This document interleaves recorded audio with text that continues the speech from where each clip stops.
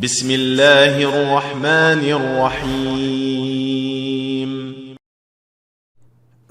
بسم الله الرحمن الرحيم الحمد لله رب العالمين والصلاة والسلام على نبينا محمد وعلى آله وأصحابه أجمعين أما بعد кеше келген тақырыбымыз أقسام الشرك ثلاثة ширктің түрлері және ширктің түрлері Абдулазиз ибн Баз айтады 3 түрі болады деп айтады. Ширкун акбар, ва ширкун асғар, ва ширкун хафи. Үлкен ширк, кіші ширк және де жасырын ширк. Фаширкул акбар юджибу хубут ал-амали вал хулуда финнари лима мата алейхи дейді. Үлкен ширк дегеніміз қандай? Бұл амалдардың жойылуына алып келеді және де тозақ отында мәңгілік қалуға, яғни кімде-кім сол ширктің үстіне осы дүниеден кететін болса, тозақ отында мәңгілік қалуға алып келетін ширктің түрі бұл не? Ширк ал-акбар деп айтылады. Алла субхану тағала айтады: "Валау ашраку лахабиту анхум ма кану яъмалун." Егер бұлар серік қосқан кезде, егер де олар ширк жасаған кезде, бұлардың жасаған амалдарын түгелі жойылар еді деп. Яғни сауабы жойылар еді деп. Және де Алла субхану тағала айтады: "Ма кана лил мушрикин ан яъмуру масаджидаллахи шахидин аля анфусихим бил куфр, улаика хабитат аъмалухум ва финнари хум халидун." Мушриктерге, яғни көп құдайшыларға Аллахтың мешіттерін тірілтуге, яғни ғибадатпен, зикірмен тірілте алмайды дейді олар. Себебі олар өз-өздеріне күпірлікпен, өз-өздерін күпірлікпен куәлік жасап тұр өз-өздеріне. Яғни күпірлікте екенімізді мойындап тұр дейді. Улайка хабитат аъмалухум ва финнари хум халидун. Бұлардың амалдары жойылады да тозақ отында мәңгілік қалады. Кімдер? Үлкен ширкке түскендер. Және үлкен ширкке, яғни іліммен біле тұра, ешқандай шубахасыз, тауилсіз, ешқандай икрохсыз, яғни біреуін мәжбүрлемей, ешқандай ақылын жоғалтпай түскен болатын болса, осындай зардаптар бар. Ва анна ман мата алейхи фалан юхфара лаху. Кімде-кім сол ширк үстінде қайтатын болса, бұның күнәлары кешірілмейді. Вал джаннату алейхи харам. Және де жаннат бұған харам болады, яғни жаннатқа кіре алмайды ондай адам дейді. Алла субхану тағала айтады: "Инна Аллаха ла яғфиру ан юшрака бихи ва яғфиру ма дуна залика лиман яша" дейді. Аллах тағала серік қосқанды кешірмейді дейді. Оған серік қосқанды кешірмейді, ал одан басқа күнәлардың түгелін қалаған адамына кешіреді деп айтады. Қашан адам сол күнәдан немесе сол ширктен тәубе етпей кететін болса осы дүниеден. Яғни себебі күнәдан немесе ширктен адам осы дүниеде тәубе қылатын болса, бұндай адам бүкіл күнәлар да кешіріледі, ширкі да кешіріледі. Бірақ бұл аят кімдер туралы? Тәубе жасамай қайтыс болған адамдар туралы. Егер ширктің үстіне қайтатын болса, Алла субхану тағала ондай адамды кешірмейді екен. Және де қалған басқа күнәлардан тәубе жасамай өліп кеткен адамды Алла субхану тағала қалаған адамын кешіреді екен. Қалаған адамды кешіреді екен. Және де Алла субхану тағала айтады: "Иннаху ман юшрик биллахи фақад харрамаллаху алейхил жанна ва маъваху нар ва ма лиззалимина мин ансар" деп айтады. Расында кімде-кім Аллахқа серік қосатын болатын болса, бұндай адамға жаннатты Аллах харам қылады, кіре алмай қалады дейді, жаннатқа дейді. Ва маъваху нар, баратын орны тозақтың оты болады дейді. Ва ма лиззалимина мин ансар дейді. Және де залымдыларға ешкім көмектесе алмайды. Сол күні, қиямет күні, ешкім бұндай залымдыларға көмектесе алмайды, яғни мушриктерге көмектесе алмайды деп Алла субханаһу тағала айтып тұр. Сондықтан ширкке түсу бұл деген өте қатерлі нәрсе. Сондықтан адам ширкті үйрену керек. Тек қана жақсылықты үйренбеу керек, жамандықты да үйрену керек. Не үшін? Сол жамандықтан алыстау үшін.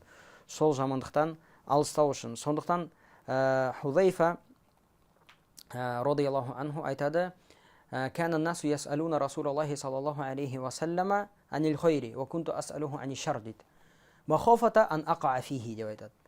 Адамдар пайғамбар Мұхаммад саллаллаху алейхи ва саллам жақсылықты сұрайтын еді дейді. Мен болатын болса жамандықты сұрайтын едім. Неге? Сол жамандыққа түсіп қалмауымды қорқып деп айтады. Сондықтан фихтан тек жақсылықты үйрену емес, жамандықты да үйрену. Ширк не екен, түрлері қандай, бидағат не екен, бидағаттың түрлері қандай, бұлардың шубухалар қандай, күнә не, күнәға түскен адам халі қандай болады, шахваттар қандай болады, бұның азаптар қандай, бұның алып келетін нәрселер қандай. Соны түгелін адам білсе, ол нәрседен алыстап жүреді, ол нәрсеге түспеуге тырысады. Сондықтан дұрыс емес болады. Біздер шубухан білмейміз, не керек бізге оны үйреніп, бұл бізге керек емес деп айту, ол дұрыс емес болады. Себебі білмеген адам оны ақиқат деп ойлап қалып түсіп қалуы мүмкін. Оны ақиқат деп Әсіресе кейбір шубухаттар елде, бір жергілікті мекенде қатты таралып жатса. Сондықтан Шейхул Ислам Ибн Қойым рахимахуллаху тағала адамдарды ақиқат пен жалғандықты тануда төртке бөлген. Олардың ең жоғарысы кімдер деп айтқан? Ақиқатты және жалғандықты жаңағыдай егежей түрде, детальды түрде білетін адамдар деп айтқан. Неге олар ондай дейді? Себебі бұлар яғни жамандықтың қадірін біледі және де жақсылықтың қадірін біледі. Жамандыққа түспейді, себебі жамандықты деталды түрде біледі, қалай оған түссе не болатындығын біледі, және жақсылықты біледі. Және де Шейхул Ислам Ибн Қойым рахматуллахи алейхи айтады, сахабалардың түгелі осындай болған дейді. Яғни жахилеттікті көрген, ширкті көрген, күнәларды көрген, бидағатты көрген. Содан кейін ақиқат келген кезде ақиқат пен жалғандықты салыстырып, ақиқаттың дұрыс екенін біліп, жалғандықтың жалған екенін біліп, ақиқатқа еретін болады. Сондықтан Умар радиаллаху анху қалай айтады? لا تنقض عرى الإسلام عروة عروة إذا نشأ في الإسلام من لم يعرف الجاهلية деп айтады. Умар радиаллаху анху айтады, ислам дінінің арқан дегенді сол бір көп кішкентай жіптердің жиынтығы ғой.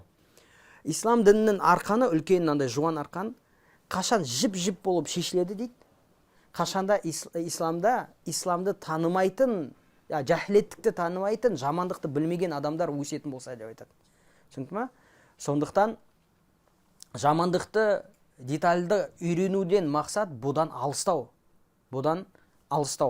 Және де екінші саттағы адамдар, Шейхул Ислам Ибн Қойым айтады, ақиқатты детальды түрде бөліп, жалғандықты жалпылай білген адамдар дейді. Бұндай адамдар өз-өзімен жүруге, яғни өз дінін сәлемет сақтауға жарайтын адамдар дейді. Бірақ кейбір шубухалар, кейбір күмән күдіктер келген кезде бұлар оны білмей оған түсіп қалуы мүмкін деп айтады. Неге? Себебі жалғандықты толығымен деталды түрде зерттемегенде білмейді деп айтады. Үшінші топ адамдар, бұлар жалғандықты деталды түрде біледі да, ақиқатты жалпылай біледі деп айтады Ибн Қойым рахимахуллаху тағала. Бұндай адамдар көбінесе немесе өздері жалғандық иелері, ахлюл бида, ахлюл долала, жаңағыдай адасқан адамдар, тайпалар, бұлар расында өздерінің жалғандығын, бірақ жалғандық деп санамайды, ақиқат деп санайды, бірақ бұл жалғандықты жақсы біледі. Ал ақиқат жолын жалпылай біледі. Сондықтан кейбір, мысалы, мешіттің имамдары, алейкум салам ва рахматуллахи ва баракатух, ахли сунна ва жамааттың балдарына келіп, маған өзі сол жерде болған балдар айтып беріп жатыр, келіп, сендер Аллах тағаланы аспанның ішінде деп айтасыңдар дейді. Яғни аспан мынандай бір нәрсе болатын болса, кеңес ішінде дейсіңдер. Аллах аспанда деп тұрған кезде. Сондықтан сіздің сөзіңіз дұрыс емес деп айтқан. Түсінді ме? Сосын ол бауыр айтқан, жоқ, ахли сунна ва жама Аллахты аспан ішінде демейді. Бүкіл махлуқаттардың жоғарында дейді. Бүкіл махлуқ деген, жаратылыс деген нәрсенің түгелімен аспан жерінің түгеліне бөлек, соның үстіне жоғары тұр деп тұрды. Ішінде емес. Оның ішінде махлуқаттардан еш нәрсе жоқ, және махлуқтың ішінде Аллахтан болған бір нәрселер жоқ деп. Ана имам тұрады, солай ма дейді. Онда біздің арамызда ешқандай бір келіспеушілік жоқ екен ғой деп айтады да. Түсінді ме? Олар неге? Олар ахли суннаны жақсы көреді, жек көреді, себебі ахли сунна туралы олар жалпылай мәлімет біледі. Дұрыс емес информация жеткен, ақпарат жеткен оларға. Түсіндірсіз ба? Бұндай да имамдар бар. Осылар осы саттағы адамдар. Немесе дейді, Ибн Қойым қандай адамдар дейді? Бұл жаңағыдай жалғандықты толығымен біліп, ақиқатты жалпылай білетін адам, баяғыда адасушылықта болып, жалғандықты жақсы зерттеп, бірақ соның жалғандық екенін түсініп, өмірінің соңында ақиқат жолына оралған адамдар дейді. Ақиқат жолын жалпылай біледі дейді. Сондықтан ақиқат жолы туралы сөйлеген кезде жалпылай айтып кетеді, Құран мен сүннет, сахабалардың түсінігінде еру керек деп айтады. Ал жалғандық туралы келген, муътазилалардың 57 тайпасы бар, бұның мынандай тайпасы бар, салимия, бір нәрсе, хаттабия, хауариждардың мынандай тайпасы бар, рафидалардың мынандай тайпасы бар, бәрін айтып бере алады жалғандықтың түгел. Ахли сунна ва жамааттың мазхабына сөйлеген кезде жалпылай сөйлеп кетеді.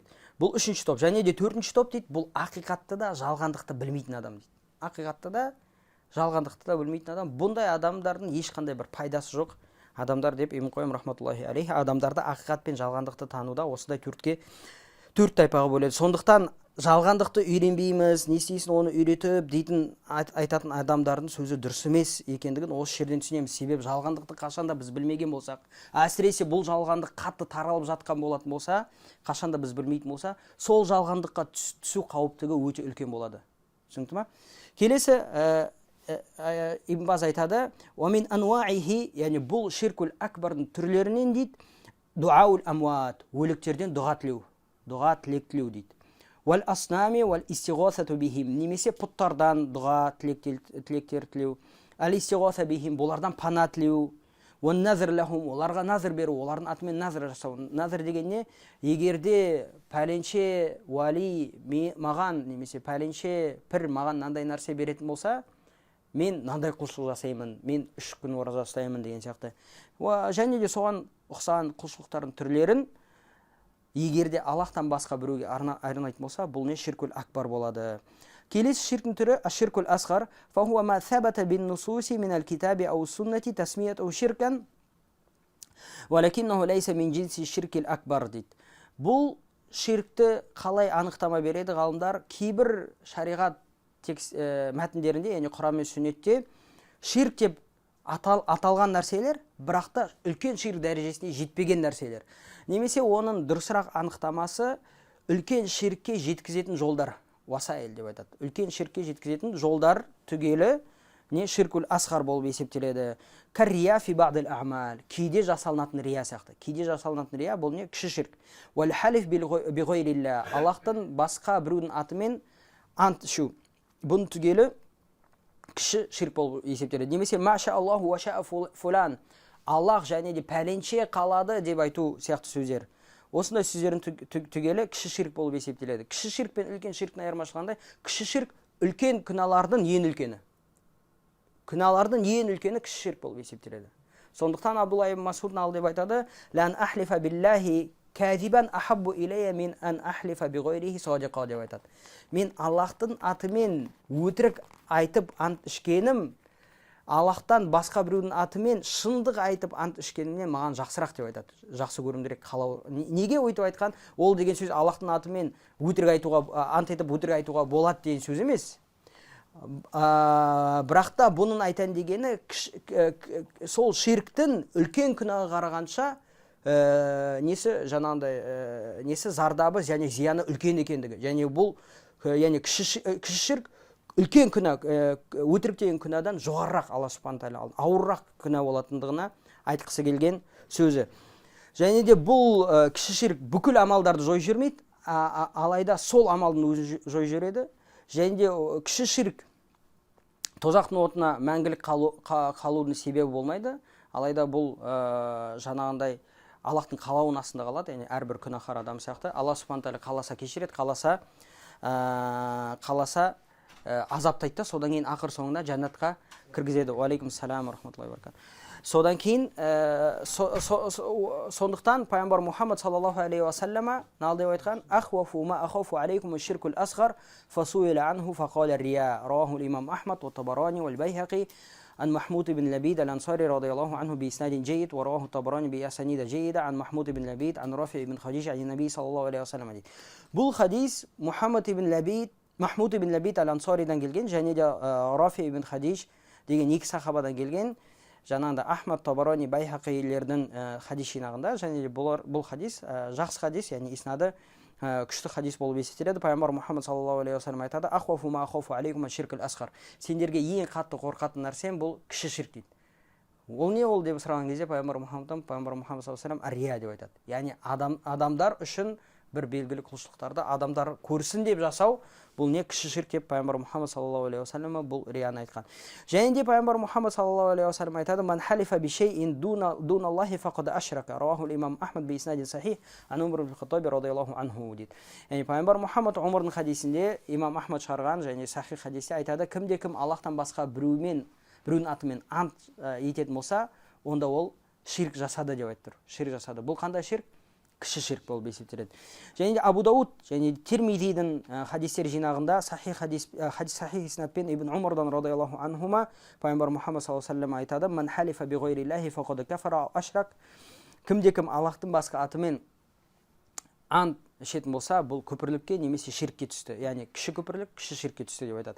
Және де басқа хадисте, Абу Дауд шығарған хадисте, Худайфа ибн Яманның сахих хадисінде пайғамбар Мұхаммад саллаллаху алейхи ва саллям айтады: "Ла тақулу ма ша Аллаху ва ша'a фулан, валакин қулу ма ша Аллаху сумма ша'a фулан".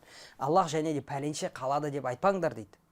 Алайда Аллах қалады, содан кейін пәленше қалады деп айтыңдар дейді. Неге? Себебі Аллах және деген, және пәленше қалады, біз пәленшені Аллахпен бірдей қылып қоямыз, қалау сипатында, түсінікті ма?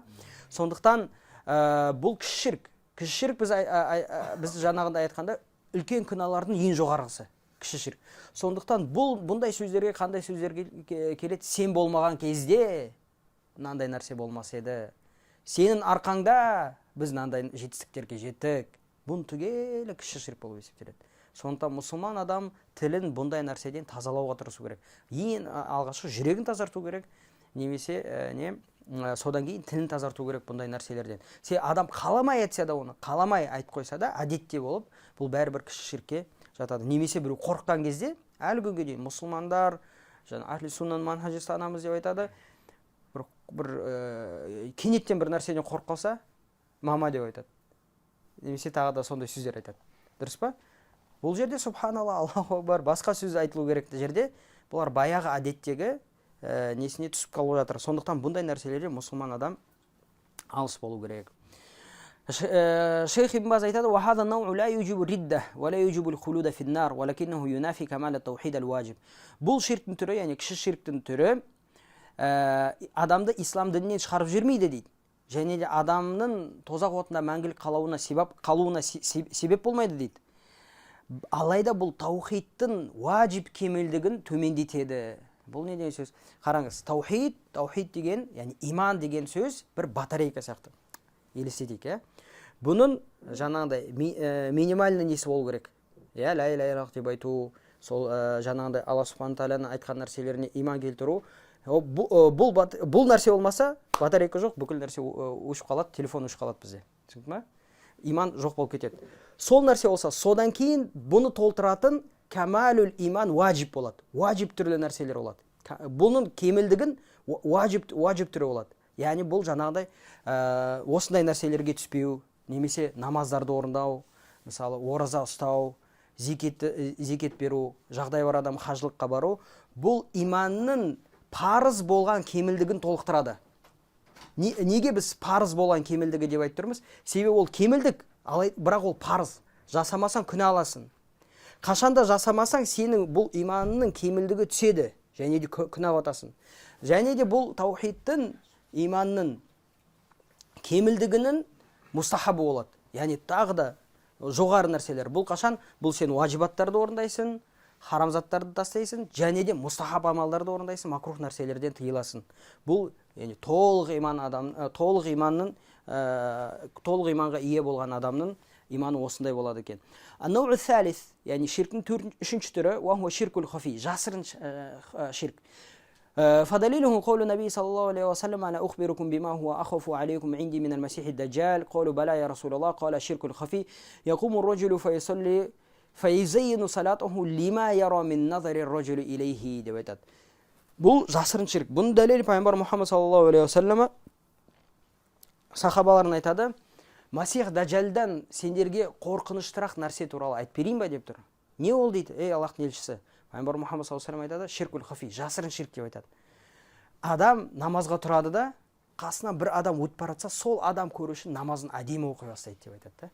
Бұл хадис, сахих хадис, имам Ахмадтың Муснад жинағында Абу Саид аль-Худридан келген хадис болып есептеледі. Сондықтан ширкул хафи, ширкул жали, яғни ашық ширк, және жасырын ширк деген, жасырын ширк жүректе болатын нәрсе, адамдар көрмейтін нәрсе.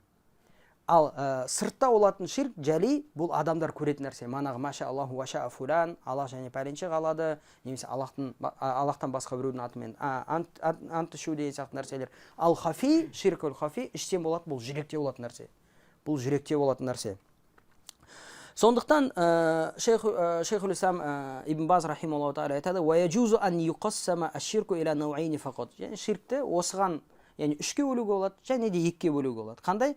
Немесе акбар, немесе асғар деп бөлуге болады. Амма ширкул хафи фа иннаху яуммухума. Ал жасырын ширк болатын болса, бұл екеуін де қамтиды. Яғни ширкул акбардың ішінде жасырын ширк бар, және де көрінетін ширк бар, яғни жали. Және ширкул асқарда да жасырын ширктің түрі бар, және жали, көрінетін ширктің түрі бар деп тұрып. Фаяқау фил акбари ка ширки المنافقين لأنهم يخفون عقائدهم الباطلة ويتظاهرون بالإسلام رياء وخوفا على أنفسهم. Сондықтан ширкул акбарға не жатады дейді? Мұнафиқтардың ширкі сияқты. Мұнафиқтар неге? Себебі олар жүректерінде жаман ақидасын жасырады, көпірлікті жасырады, бірақ адамдарға исламды көрсетеді. Не үшін? Адамдарға көрсету үшін, адамдардың қорқандықтан бұлар осындай мәміле жасайды. ويكون في الشرك الأصغر كالرياء كما في حديث محمود بن لبيد الأنصاري المتقدم وحديث أبي سعيد المذكور والله ولي التوفيق дептір. Ал ширкул асғардағы жасырын ширк бұл рия сияқты. Рия сияқты. Жаңағы Махмуд бин Лабидтің хадисінде келгенде, және де Абу Саид Худринің хадисінде келгенде. Келесі сабақ ад-дарсул хамис дейді. 5-ші сабақ. Ал-ихсан. Ихсан дегеніміз не? Рукнул ихсани, яғни біз исламды алдық, исламның 5 тірегін айттық. Иманды алдық, иманның 6 тірегін айттық. Енді ихсанға түстік. Ихсан, рукнул ихсан, хуа ан та'будаллаха кааннака тараху фа ин лам такун тараху фа иннаху ярак. Ихсан дегеніміз бұл Аллах тағалаға сен оны көріп тұрғандай құлшылық қылу дейді. Ал егер бұл дәрежеге жете алмасаң, Аллах сені көріп тұрғанын білу дейді. Бұл ихсан. Ихсан. Және де Аллах субханала тағала бұлдай мухсиндерге мен көмектесемін деп айтқан. Инна Аллаха ма'ал мухсинин деп айтады. Расында Аллах мухсиндармен бірге. Мухсиндармен бірге деген, яғни өзінің көмегімен, өзінің тауфиқымен, өзінің хидаятымен бұл сондай мухсиндармен бірге болады. Бұл дәрежені адам тек қана Аллахқа мурақаба жасап қана жетеді. Мурақаба дегенде әрбір жерде Аллах мені көріп тұр. Аллах бәрін біледі. Бұндай дәрежеге жету үшін және де адам Аллахты тану керек. Ма'рифатулла. Сондықтан ғалымдар айтады, "Ман кана биллахи а'раф, кана минху ахваф" деп айтады. Кімде-кім Аллахты жақсырақ таныған болатын болса, Аллахты жақсырақ білген болатын болса, Аллахтан көбірек қорқады деп айтады. Осы жерден біздер Аллахтың есім сипаттарына иман келтірудің пайдасын білеміз. Себебі қашанда Аллах субхана тағала өзін бізге қалай таныстырды? Есім сипаттар арқылы таныстырды. Себебі біздер Аллах субхана тағала есім сипаттар арқылы біз Аллахты танимыз. Оның қандай екенін білеміз. Оның не жақсы көретінін және нені жек көретінін біз білеміз. Сондықтан бұл есім сипаттар арқылы Аллахты таныған адам Аллахта жақсырақ қорқады. Содан кейін бұл ихсан дәрежесіне жетеді. Ең бірінші Аллах оны көріп тұр деп, ал екінші дәрежесі ол Аллахты көріп тұрғанда. Яғни не деген сөз? Мен қазір намаз жасап жатқан бұл бүкіл Аллахтың тауфиқы ғана. Бұл Аллахтың тауфиқы ғана. Фатиханы оқыған кезде Аллах банағы Абу Хурайраның хадисін еске түсіріп, Аллах субхана тағала оған жауап беріп жатқанын көреді. Дұғаларының жауап беріп жатқанын білсе, бұл Аллахтан екенін біледі. Бұның түгелі Аллахты көріп тұрғандай құлшылық қылу деген сөз осы. Күнәға бара жатса, Аллах субхана тағала көріп тұрғанын біліп, немесе бұл күнәні жасасам, ертең Аллах субхана тағала мынандай жаза болатынын біліп, бұл күнәдан тыйылады. Бұның түгелі ихсан болып есептеледі. Ад-дарсу садис.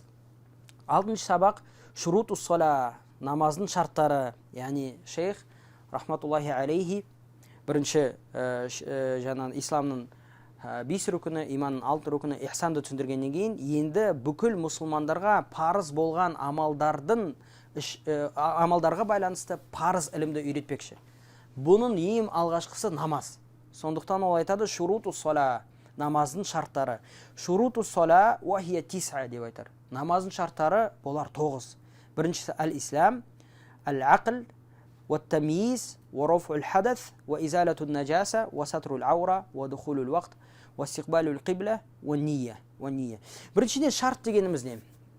Шарт дегеніміз ғалымдар айтады, бұл яғни шарт пен рукн айырмашылығы. Екеуі де амал дұрыс, яғни амал дұрыс және қабыл болуының қабыл болдыратын нәрсе екеуі де. Амалдың дұрыс болуына және қабыл болуына алып келетін заттар. Шартта, рукында. Яғни шарт пен тіректің айырмашылығы не? Екеуі осы жерде жиналады. Бірақ қай жерде бөлінеді? Шарт, яғни амалдан бұрын келеді. Амал болмай тұрып болады. Рукн болатын болса, амалдың ішінде болады.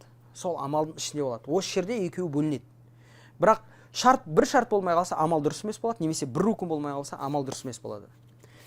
Және де шарттың анықтамасын айтқан кезде ғалымдар айтады: "Хуа ма ялзаму мин адамихи ал-адам, ва ма ялзаму мин вуджудихи ал-вуджуду, ва ла ал-адаму ли затихи" деп айтады.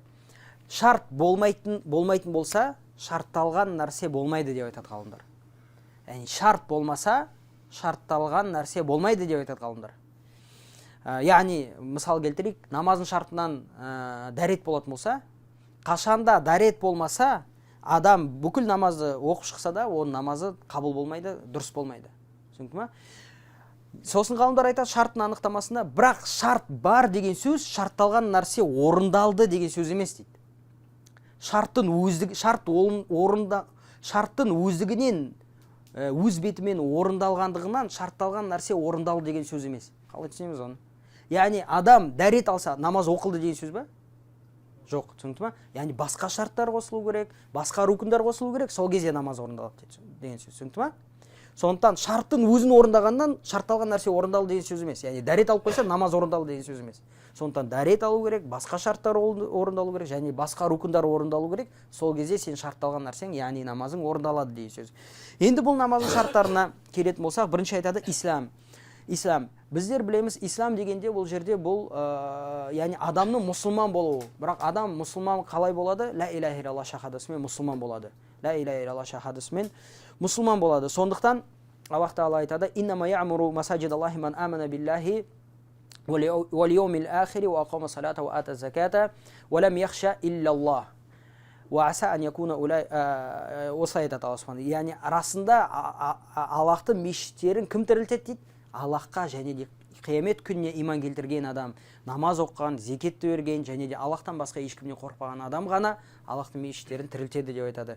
Бұл деген сөз исламсыз ешқандай амал қабыл болмайтындығын. Және пайғамбар Мұхаммад саллаллаху алейхи уассалам бір әйел сұрайды: "Пәленше адам жахилет кездікте садақа беретін, туыс тумаластармен жақсы қарым қатынаста болатын, көршілеріне көмектесетін, мұқтаждарға көмектесетін, бірақ ислам келмей тұрып қайтыс болады" деп айтады.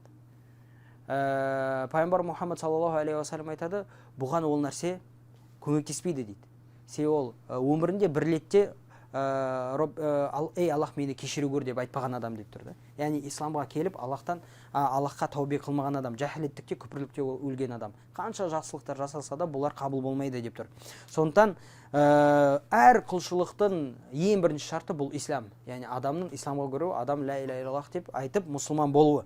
Екінші шарт әл-ақыл, адамның ақыл иесі болуы. Ақыл иесі болуы. Бұл жерде ақыл деген сөз не ол? Яғни бұл жерде ақыл деген адамды басқа хайуандардан бөлетін бір сипат. Басқа хайуандар түсінбейтін нәрселерді түсінеді адам, бұны ақыл деп айтады. Сондықтан пайғамбар Мұхаммад саллаллаху алейхи уассалама Абдулла ибн Амр ибн Астың хадисінен алып айтады: "Руфи ал-қаламу ан саласа" дейді. "Ан мажнунин хатта яфиқ, ан наймин хатта ястайқиз, ва ан сағирин хатта яблуғ" деп айтады пайғамбар Мұхаммад саллаллаху алейхи уассалама. Яғни қалам, яғни таклиф қаламы, яғни міндеттер жүктелгізетін қалам 3 адамнан көтерілген деп айтып тұр. Маджнун дейді, яғни есі кетіп қалған адам, оған ақылы кірмейінше қайтадан дейді. Кішкентай бала тамиз уақытына жетпейінше, және ұйықтап жатқан адам оянбайынша деп айтады. Оянбайынша. Бұл жерде қандай мағына шығады? Ақылдың таклифтің шарты екендігі. Таклиф деген жаңағы шариғи міндеттер, уажибаттар жүктелудің шарты ақыл болу керек деген мағына шығады. Тамиз, үшінші шарт тамиз. Тамиз деген не? Тамиз деген баланың, кішкентай баланың балағатқа жетпей тұрып, жақсылық пен жамандықты ажырата білуі. Және бұл тамизді бір уақытпен шектеу шариғатта келмеген. Сондықтан бізде үлкен қағида бар. Қандай? Әл-ада мухаккама. Адамдардың әдеттері, немесе адамдардың әдет ғұрпы шарғи үкім алады. Қашан? Шарғи дәлелдер олмаса. Түсінді ме? Шарғи дәлелдер олмаса, сол кезде ғұрп әдетке қайтсақ болады біздер. Яғни қалайша, мысалы Алла субханала тағала "Ва бил валидайни ихсана" деп айтты. Әке-шешелерге жақсылық жасаңдар деп тұр. Жалпы қалдырып қойды. Қандай жақсылық? Бүйт, аяғын массаж жаса деп айтпады. Жалпы жақсылық жасаңдар деп. Бұл нәрсе неге қайтады деп айтады ғалымдар? Ғұрфқа қайтады, ғұрп әдетке. Ғұрп әдетте әке-шешеге жақсылық не болып саналады? Соның түгелі шариғаттағы жақсылық болып есептеледі. Түсінді ме? Және де осы жерде дәл солай. Тамиз, баланың тамиз жасына жету мәселесі. Тамиз жасы ғұрпқа қайтады. Яғни қашанда бұл бала түсінеді, бір нәрсені түсінеді, жақсылық пен жамандықты ажырата біледі. Немесе кейбір ғалымдар айтады, 20-ға дейін санап білсе, тамизге жетті деп айтады. Кейбір ғалымдар айтады, түйе мен сиырды ажыратып білсе деп айтады. Кейбір ғалымдар айтады, әйелді сипаттай алатын болса, әдемі екен деген сияқты. Бұл тамизге жетті деген сөз. Бұл тамизге жету 7 жасында, 6-5 жаста да болуы мүмкін. Және бұл тамизге адам 16, 17, 18 жаста қалып қойған адамдар кішкене солай да жете алады тамиз жасына, түсінікті ма? Сондықтан бұл нәрсе ұрпқа айтады. Бұл не? Екінші шарт. Және оған дәлел манағы Абдулла ибн Амр ибн Астың хадисі болып есептеледі. Төртінші шарт рофул хадас. Рофул хадас деген, яғни хадас дегеніміз денеде болатын дәретсіздік сипаты. Дәретсіздік сипатын араб тілінде хадас деп айтады. Және де бұл хадас немесе акбар, немесе асқар бол. Үлкен дәретсіздік сипат, және де не? Кіші дәретсіздік сипат. Үлкен дәретсіздік сипат бұл не? Немесе жаңағындай полюция болғаннан кейін болады, яғни мани шыққаннан кейін болады. Немесе әйелдерде хайд біткен кезде, немесе нифас біткен кезде болады. Немесе жалпы жаңағындай еркекті мүшесі әйелдің мүшесіне кірсе, бірақ полюция болмаса да, бұл да не? Үлкен дәретті уажип қылады, үлкен дәретсіздікке келтіреді. Бұл нәрсені не кетіреді? Бізде ғұсыл кетіреді. Бұл нәрсені бізде ғұсыл кетіреді. Ал кішкентай дәретсіздікке келетін болса, бұл жаңағындай зәрі шығу, алдыңға немесе артқы жақтан зәрі шығу, және де басқа кіші дәретті кетіретін нәрселер бар, біз оларды иншалла тағала өтеміз. Бұл не? Рофул хадас. Рофул хадас. Бұл нәрсе, яғни адамның дәретсіздігі болмау керек. Рофул хадас, яғни дәретсіздікті көтеріп жіберу. Болмау керек дәретсіздік. Яғни адам дәрет болу керек деген сөз. Бесінші шарты изалатун наджаса, наджасаны кетіру. Рофул хадасқа Абу Хурайраның хадис пайғамбар Мұхаммад саллаллаху алейхи ва саллям айтады: "Ла туқбалу салату ахадикум иза ахдаса хатта ятавадда" деп айтады. Муттафақун алейхи. Бұл Бухари, Муслимда келетін хадис пайғамбар Мұхаммад саллаллаху алейхи ва саллям айтады: "Сендердің қайсыларың дәретсіздік халінде болса, бұның намазы ол дәрет алмайынша қабыл болмайды" деп пайғамбар Мұхаммад саллаллаху алейхи ва саллям айтады. Изалату наджаса, келесі шарт, изалату наджаса, наджасты кетіру. Бұған дәлел Алла субханала тағала айтады: "Ва сиябака фатаххир" деп айтады. Ей пайғамбар, өзің киіміңді тазала деп айтады. Киіміңді тазала.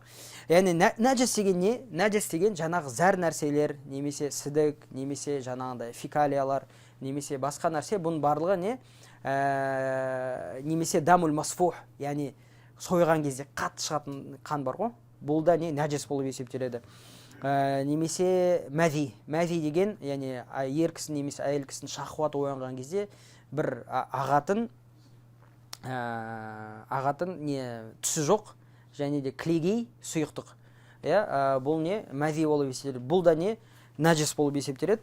Және де мысалы кімнің сілекейі? Иттің сілекейі, иттің терісі. Тері болғанда, тері деген кожа емес, пот, жүн емес, пот. Тері деген ағатын тері да? Тер. Сол не? Ол да не болады? Наджис болып есептеледі. Сондықтан егерде ит ылғал болмаса, су болмаса, жаңбырлы күн болмаса, немесе үсті су болмаса, егер терісімен, жүнімен былай өтіп кететін болса, бұл не? Бұл жерді жуу міндет емес. Бірақ үсті су болатын болса, немесе сілекей болатын болса, бұл жерді жуу міндет болады. Себебі бұның бәрі не? Наджас болады. Және бұның иттің сілекейін жууының өзі жолы бар шариғатта. Бұл наджасаларды кетіру. Және бұл наджаса үш жерде болады. Немесе біз намаз жасайтын орында наджас болуы мүмкін. Бұл наджасты кетіру керекпіз. Немесе киімде болуы мүмкін, немесе денеде болуы мүмкін. Бұның түгерін кетіру бұл намаздың шарты. Яғни қашанда денемізде наджас болып тұрса, немесе киімімізде наджас болса, немесе намаз жасап жатқан орнымызда, яғни біздің намаз жасаған кезде тиетін жерлерде наджас болатын болса, бұл намаз қабыл болмайды. Бұл жерді тазалау керек, немесе басқа жерді өзгерту керек. Яғни бұл наджасыны тазалау немесе сумен болады, сумен, немесе бұның айны кету керек. Яғни бұл наджастың айны заты жоқ болып кету керек. Заты жоқ болып кетеді. Яғни мысалы бұл акромакумула не болса, жаңағындай фекалия болатын болса, бұл қат қалған болатын болса, яғни боқ қат қалған болатын болса, бұны былай пакетпен алып тастаудың өзі, және де сол жерде оның түсі, не иісі, не дәмі қалмайтын болса, бұл наджас кетті деген сөз. бұл жерде нәжас кетті деген сөз. Түсіндің ба? Яғни қатып қалған жағдайда алып тастайтын болса, ол кетті деген сөз. Ал егер де бұл нәжаса сұйық болатын болса, бұл жерде оны тек қана су кетіреді. Бұл нәжасаны тек қана су кетіреді. Ал иттің сілекейі болатын болса, бұл Абу Хурайраның хадисінде пайғамбар Мұхаммад саллаллаху алейхи ва саллама айтады: "Тухуру инаи ахадикум иза валага фихи аль-кальбу ан яхсилаху саб'a марратин улахунна бит-тураб." деп айтады пайғамбар Мұхаммад саллаллаху алейхи ва саллама, егерде ит сіздің ыдысыңызды жалап кететін болса дейді, бұл ыдыстың тазалығы дейді, бұл ыдысты 7 рет жуу, және де бірінші жуған кезде оны топырақпен бірге жуу деп айтады пайғамбар Мұхаммад саллаллаху алейхи ва саллам. Және де сондықтан бұны жуған кезде 3 рет, 1 рет, 2 рет шай жіберу деген жоқ. Бұл жерде 7 рет жуылу керек. 7 рет жуылу керек, және біріншісі топырақпен болу керек. Бұл жерде сабын, фейри, анау-мынаулар топырақтың орнын баса алмайды. Және де бұл нәрсені пайғамбар Мұхаммад саллаллаху алейхи ва саллам 15 ғасыр бұрын айтып кеткен болса, қазіргі ғалымдар расында топырақтың ішінде сондай нәрселер бар, жаңағындай иттің сілекейіндегі бактерияларды жойып өлтіретін нәрселер бар деп айтады. Сондықтан бұл пайғамбар Мұхаммад саллаллаху алейхи ва саллам шыншылдығына болатын бір дәлелдердің бірі, муъжизалардың бірі. Сондықтан бұл жерде 7 рет жуылу шарт болып есептеледі. Басқа нәжістерді айны кеткенге шейін, яғни заты кеткенге шейін, иісі, немесе дәмі, немесе түсі кеткенге шейін сумен жуса жеткілікті. Жеткілікті. 1 рет болса да, 2 рет болса, 3 рет қанша болса да, бұл жеткілікті болып есептеледі. Келесі сатрул аура, ауретті жабу. Ауретті жабу. 6-шы шарт. 6-шы шарт сатрул аура, ауретті жабу. Бұған дәлел Алла субханаху ва тағала айтады: "Я айюхаллазина аману хузу зинатакум инда куллил масджид" деп айтады. Ей иман келтіргендер дейді. Сендер әр намаздың алдында өздеріңізді әдемі киімдеріңізді киіңдер деп айтады. Бұл жерде бұны ғалымдар не деп түсіндірген? Ауретті жабу деп түсіндірген. Және де аурет дұрысырақ пікір бойынша намаздағы аурет кәдімгі ауретпен бірдей. Бұл не? Мина сурра иля рукба. Яғни кіндіктен бастап тізеге дейін, тізенің астына дейін. Бұны түгелі аурет болып есептеледі. Бұны жабу намаздың шарты болып есептеледі. Бірақ абзалырақ үстінде жабу, яғни иықтарды да жабу бұл абзалырағы. Және де кейбір ғалымдар айтады, кімде кімнің киімі бола тұрса, онда ол да шарт болады. Яғни иықты жабу. Ал кімде кімнің киімі болмайтын болса, және де тек қана осындай киім болып тұрса, басқа киімі лас болып қалды мысалы, сондай жағдай болатын болса, тек қана кіндікпен тізесінің ортасын жапқан адам намаз оқи берсе болады, шарт орындалды деп айтады ғалымдар. Оған және де Жабир радиаллаху анхуның хадисі дәлел. Жабир бір кезде айтады: "Мен тек қана бір изарым болған." Изарды білесіз, осы умраға барғансыз ба? Міне мынау изар. Бір изар болады. Егерде мен оны илтихаф қылып кисем, илтихаф деген қалай кию? Былай кию, қараңыз. Былай орайды да, мына жерде былай келеді да, мына жерден байлайды мына жерде, түсінікті ма? Осылай киетін болсам дейді, ауретім ашылып қалады деп қорқам дейді. Бірақ олай кисе, иықтары жабық, түсінікті ма? Ал егерде инилтихафту бихи дейді, егерде мен оны былай орайтын болсам дейді, кіндікпен рукбаны не істейтін болсам, мен иықтарым ашық болады. Қалай оқиын деген кезде пайғамбар Мұхаммад саллаллаху алейхи ва саллям айтады: "Басқа киімің болмаса, илтахиф" деп айтады. Басқа киімі болмайтын болса, кіндікпен тізенің ортасын жапта, намазыңды оқи бер деп айтады. Түсінікті ме? Сондықтан бұл жерде ғалымдар айтады, яғни басты шарт ол кіндікпен тізені жабу, егер жағдай болса, онда иықты да жабу, бұл не? Намаздың шарттарынан болып есептеледі деп ғалымдар айтады. Келесі шарт бұл не? Духулул уақыт. Намаздың уақыты кіру. Бұл туралы Алла субханаху ва тағала айтады: "Инна салата кана алал муъминина китаба мауқута" деп айтады. Расында намаз момындарға белгілі уақытта жазылған, белгілі уақытта парыз болған. Сондықтан бұл уақыттарды Жибрил алейхиссалату вассалам пайғамбар Мұхаммадқа саллаллаху алейхи ва саллама көрсетіп кеткен. Және бұл хадис Сунан жинақтарында келген, Муатта имам Маликта келген, және бұл хадис не сахих хадис болып есептеледі. Жибрил алейхиссалам пайғамбар Мұхаммадқа саллаллаху алейхи ва саллам бірінші күні дәлме-дәл тапа-тал түсте келеді, яғни күн зенитте тұрған кезде, қақ ортада тұрған кезде, көлеңке жоқ кезде Жибрил алейхиссалам келеді да, сол күні зухр намазын оқиды. Содан кейін аср намазын қашан оқиды? Әр нәрсенің көлеңкесі өзінің ұзындығы мен биіктігімен бірдей болған кезде асрды оқиды. Мағрибті қашан оқиды? Күн батқан кезде мағрибті оқиды. ишаны қашан оқиды? Шафақ кеткен кезде, яғни мағриптан кейін қызыл, сосын аспан ақ болады ғой, сол аспанның ағы кеткен кезде, қап-қараңғы болып кеткен кезде, сол ишан уақытысы кіру. Сол кезде оқиды. Және де фажрды таңның шафақы кеткен кезде, және де таңның шафақы, таң, яғни күн атар алдында бірінші ақ не келеді? Былай көкжиекте мынандай ақ жарық келеді. Сол ақ жарық жоқ болып кеткен кезде бұл не? Фажр уақытысы кірді деген сөз. Сол уақытта намаз оқиды. Аллаху акбар, Аллаху акбар, Аллаху акбар, Аллаху акбар. Сол уақытта намаз оқиды.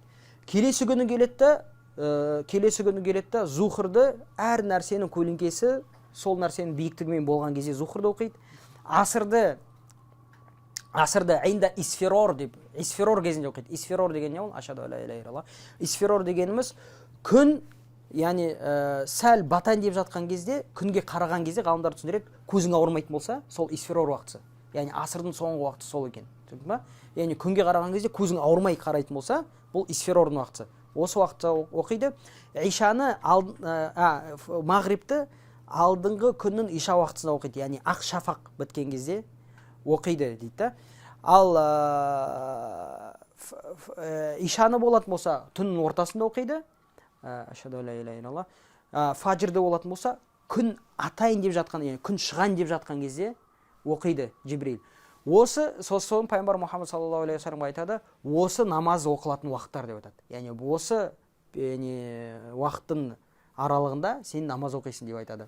Ашхаду анна Мұхаммад расулуллах. Яғни зухрдың уақыты зениттан, әр нәрсенің көлеңкесі өзінің биіктігімен болса, бұл зухрдың уақыты. Түсінікті ме?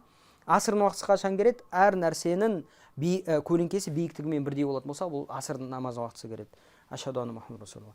Және де бұл асырдың уақытысы исфирорға дейін болады. Исфирор дегеніміз күнге, яғни күн батар алдында күнге көзімен қараған кезде көзіміз ауырмайтын болса, бұл исфирор уақытысы. Мағриб уақытысы қашан? Күн батқаннан бастап, жаңағыда шафақ кеткенге шейін, яғни аспанның ағаруы кеткенге шейін. Ишан уақытысы сол аспанның ағаруы кетіп, түннің ортасына дейін. Ал фажрдың уақытысы фажрдағы шафақ кетіп, яғни ақ аспанның ағы кетіп, күн енді шығайын деп жатқан уақытқа дейін бұны түгел намаздың уақыттары деп Жибрил алейхиссалату вассалам осы хадисте үйретіп кетеді. Және де кейбір намаздардың уақыт иттирори, уақыт ихтияри деген нәрселер бар. Бұл аср намазын айтады. Аср намазының уақыт ихтияри деген бар. Яғни қашанға дейін аср намазын кешіктіруге болады деп айтады ғалымдар. Сол исфирорға дейін кешіктіруге болады. Яғни кім жұмыстармен болып қалса, яғни басында оқу абзалырақ. Бірақ қашанға дейін кешіктіруге болады? Сол исфирорға дейін. Ал уақыт иттирори, яғни адам шынымен уақыты болмай қалып, қатты шұғыл болып қалды, ұмыт кетті, немесе солай болса, күн батқанға дейін бұл уақыт иттирори болып есептеледі. Уақыт иттирори болып есептеледі. Ишаныкі түннің ортасына дейін уақыт ихтияри, түннің ортасынан фажрға дейін уақыт иттирори деп айтылады. Қалған уақытын өткізіп алса, адам қаза қылып оқиды, таубе қылады да. Егер де себепсіз өткізе алатын болса, таубе қылады да, қазасын өтейді. Келесі намазың шарты, Аллаху акбар, истиқбалул қибла, қиблаға қарау. Бұған Құрандағы дәлел фауалли вачхака шатрул масжидил харам деп айтады Алла субхана тағала. Бетіңді харам жаққа бұр деп айтады. Харам мешітіне жағына бұр деп Алла субхана тағала пайғамбар Мұхаммадқа саллаллаху алейхи вассалам бұйырады. Неге? Себебі оның алдында бұлар намазды Байтул Мақдисқа қарап оқитын болған. Сондықтан Алла субхана тағала ендігіден бастап харам мешітіне бұрып намаз оқы деп қибланы айтады. Ла илаха илlallah Аллахумма рабба хазиhi дауати тамма салатил қаймати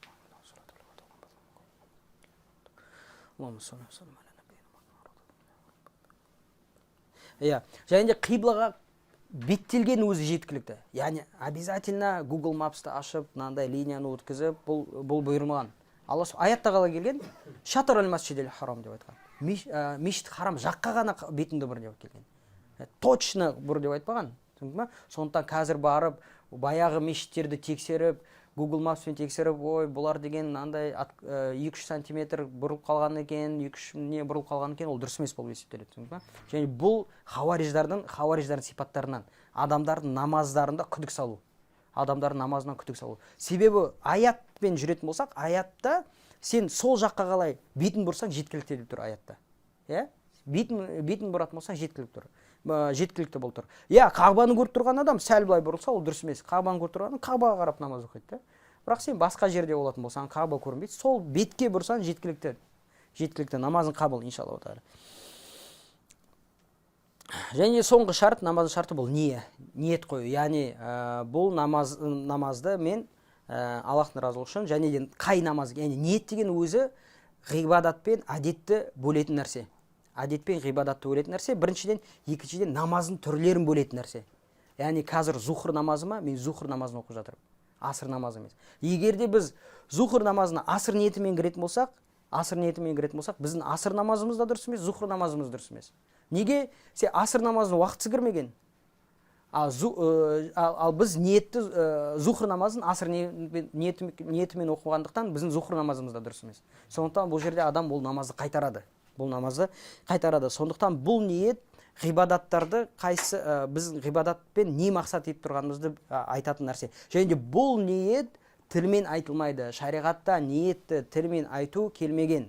Шариғатта ниетті тілмен айту хадистерде де, сахабалардан да ешкімнен де келмеген. Ал хажда лаббайк Аллахума умра, лаббайк Аллахума хаджан деп айту, бұл хаждың зікірі, ниетті білдіретін зікір.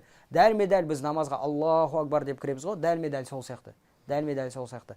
Сондықтан ниет айту, мен пәленше жерде, пәленше намазда, пәленше имамның артында мынандай намазды жаңағыдай оқуға ниет еттім деген нәрсені айту, бұл сүннетте келмеген нәрсе, және де бұл дұрыс емес нәрсе болып есептеледі. Сенің дәрет алуың уақыт кірген кезде, сен киініп намазға баруың түгел сен ниетіңнің белгісі. Соның өзі жеткілікті болып есептеледі.